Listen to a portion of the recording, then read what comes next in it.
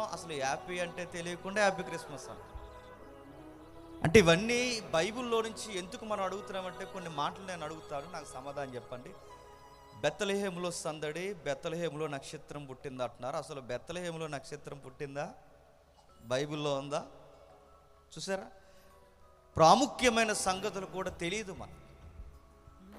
సొసైటీలో మనకి ఏమి తెలియకపోయినా తెలియదన్నా పర్లేదని బతికేయచ్చు, కానీ వాక్యం దగ్గర తెలియదంటే తెలియదు, తెలుసు అంటే తెలుసు అంతే. ఎక్కడ ఏం తెలియకపోయినా పెద్ద ఒరిగిపోయేది కరిగిపోయేది ఏమీ లేదు, తెలియకపోయినా నడిచిపోతుంది. కానీ దేవుడి దగ్గర తెలియదంటే తెలియదంతే. ఎందుకు? మన ఆత్మ నష్టపోకూడదంటే ఖచ్చితంగా ఈ వాక్య విషయంలో మనం నటన నేర్చుకోకూడదు. మనకు తెలియదంటే తెలియదు. ఇప్పుడు చదివాం, ఈ చదివిన విషయంలో ఒక సందర్భం ఉంది. సందర్భానుసారంగా వాక్యాన్ని చదవాలంటే సందర్భానుసారంగానే వాక్యం చదవాలి. ఎలా పడితే అలా వాక్యాలు చదవకూడదు. ఈ నెలలో 31 వచ్చేసరికి 31కి బయలుదేరతారు ఈ కార్డులు తీసుకోవడానికి. తీసుకోండి, తప్పులేదు. కానీ బయట ఒక ఉదాహరణ చూస్తున్నప్పుడు మన క్రైస్తవులను చూసినప్పుడు కూడా అదే గుర్తొస్తారు. ఆ ఉదాహరణ ఏంటో తెలుసా? చిలక జ్యోతిష్యం చెప్పేవాడు వస్తాడు వీధుల్లోనికి. ఆ చిలక జ్యోతిష్యం చెప్పడానికి వచ్చిన ఒక 5-6 కార్డులు పట్టుకుని ఆ చిలకను బయటికి తీసిన తర్వాత అది సీరియస్గా చిలక బయటకు వస్తే కార్డు తీస్తే ఆడు నా కార్డు వైపు నా ముఖం వైపు చూసి నా ఫ్యూచర్ చెప్పేస్తాడు. ఆడు చెప్పడానికి ఆడికి సిగ్గు లేదు, వినడానికి. ఆ కార్డుని బట్టి నా భవిష్యత్తుని చెప్పేస్తాడు. కానీ వింతేడు చెప్పిన, ఆ చిలక ఆ కార్డు తీస్తే ఈ క్రైస్తవ చిలకలన్నీ 31కి వస్తాయి చర్చ్కి. ఏం తీసుకోవడానికి? కార్డులు తీసుకోవడానికి. ఈ కార్డు తీసుకుని ఈ బైబిల్ చదవరిక ఏడాది పొడుక్కి వీళ్ళకి ఏంటో తెలుసా? ఆ కార్డే ముచ్చట. ట్రిబుల్ తగ్గించాడన్న ఆ కార్డే ముచ్చట. ఏడాది పొడుక్కి ఇక ఈ కార్డే ట్రిబుల్ తగ్గించండి. అంటే మరి బైబిల్ చదవరంటే చదవరు. క్యాలెండర్ల మీద వాక్యాలు చదివే వాళ్ళు ఉన్నారు, కేవలం కార్డుల మీద వాక్యాలు చదివే వాళ్ళు ఉన్నారు. సందర్భానుసారంగా వాక్యం చదివే వాళ్ళు లేరు. ఈ వాక్యాన్ని చదవకపోయేసరికి అపార్థాలు ఎక్కువ జరుగుతున్నాయి. ఒక ఉదాహరణ చెప్తాను వినండి. 31కి చర్చిలని చాలా ఫుల్ అయిపోతాయండి. ఎప్పుడు రాని భక్తులందరూ వస్తారు. ఎందుకంటే మా పనికి మాలేసాలన్నీ ఏడాదంతా కాపాడి భరించి నీ రెక్కల చాటున బలంగా మమ్మల్ని కాపాడు ప్రభువా, ఇంకా సిగ్గు లేకుండా మళ్ళీ నీ సన్నిధికి వస్తున్నాం. ఈ ఏడాది కూడా నీకు లుక్ ఇస్తున్నాం. ఇంక చివరిలో మళ్ళీ ఇంక జనవరి 1 నుంచి మళ్ళీ డిసెంబర్ 31 వరకు ఈ సిగ్గులేని ముఖాలని కాసి కాపాడు ప్రభువా అని ఆయనకు ఒక హాయ్ చెప్పడానికి వస్తాం 31కి. అందుకే ఎప్పుడు లేనంత క్రౌడ్ చర్చిలో 31కి ఎక్కువైపోతుంది. రెగ్యులర్గా వచ్చే భక్తులు ఉంటారు, పండగ భక్తులు ఉంటారు, అప్పుడప్పుడు సోకైన భక్తులు అలా వచ్చి వెళ్ళిపోయే వాళ్ళు ఉంటారు. ఇలాంటి రకరకాల క్యాడర్స్తో చర్చ్ ఫుల్ అయిపోతుంది. పాస్టర్ గారు కూడా ఆ టైంలో బిజీగా ఉంటారు. ఆ బిజీగా ఉన్నప్పుడు మరి అందరికీ 31 కార్డులు ఇవ్వాలి కదండి. ఈ కార్డులు ఇవ్వాలన్నప్పుడు పాస్టర్ గారు ఒక ఆయన మంచి ఆయన ఏం చేశాడంటే కాస్త వాక్యాల చేత వీళ్ళని ధైర్యపరుద్దామని ఆడవారి కార్డులు ఆడవారికి, మగవారి కార్డ్స్ మగవారికి తీశారు.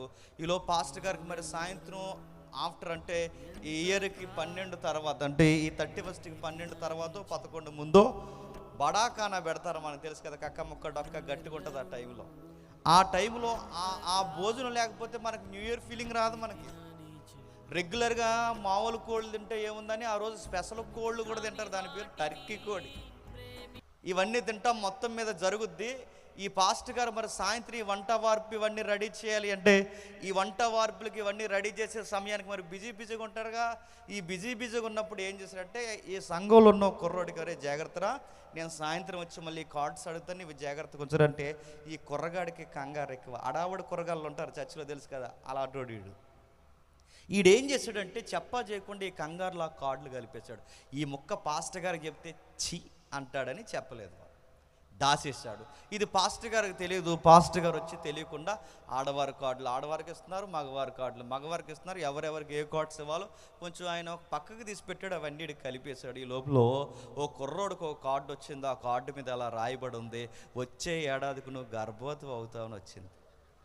అవుతాడాడు? చస్తాడాడు? అవుతాడా? నేను అడుగుతున్నాను, ఆ కార్డులో ఆ పేరు ఉందిగా బ్రదర్, ట్రిబుల్ తగ్గించాను, కార్డులో ఆ పేరు ఉందిగా, పెంచుతున్నారు అనుకుంటా, తగ్గించేయండి.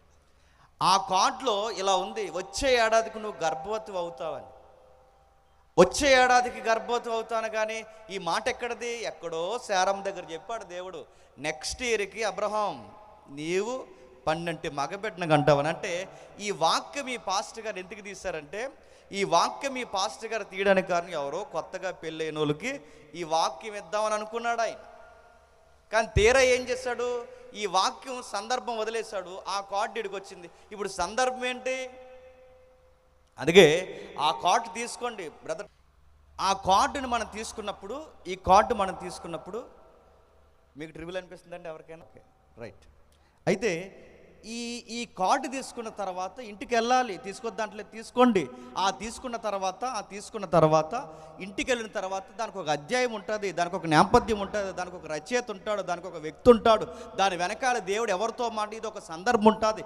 అలా వాక్యానుసారంగా చదివితే నువ్వు గొడ్రాలివైతే గొడ్రాలైన వారిని దేవుడు ఎలా వాదారుస్తాడో శారమ్మని ఒక చరిత్ర నువ్వు చదివితే అప్పుడు దేవుడు నీతో మాట్లాడతాడు. ఇది బైబిల్ చదివే విధానం.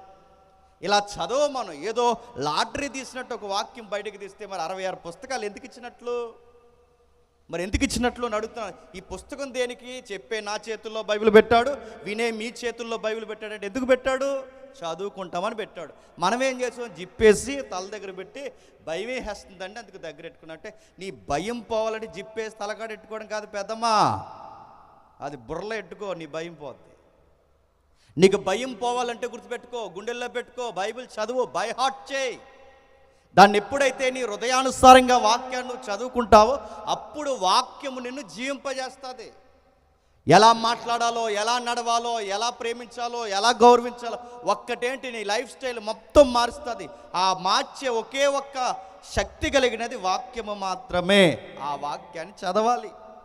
ఇప్పుడు అలాంటి వాక్యాన్ని అర్థం పర్థం లేకుండా మనం తీసి చదివితే నేను అడుగుతున్నాను, క్రిస్మస్ మనకేం అర్థమవుతుంది?